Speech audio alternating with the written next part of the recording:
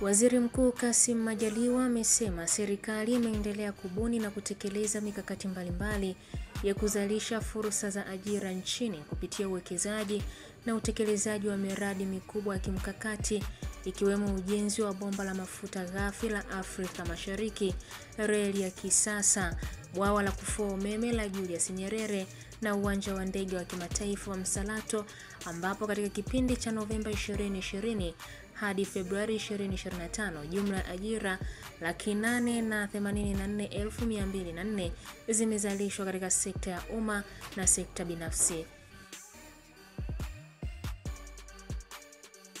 Majaliwa amesema hayo leo wakati akitoa hotuba yake kuhusu mapitio na mwelekeo wa kazi za serikali na makadirio ya mapato na matumizi ya fedha, ofisi ya waziri mkuu na ofisi ya bunge kwa mwaka 2025-2026.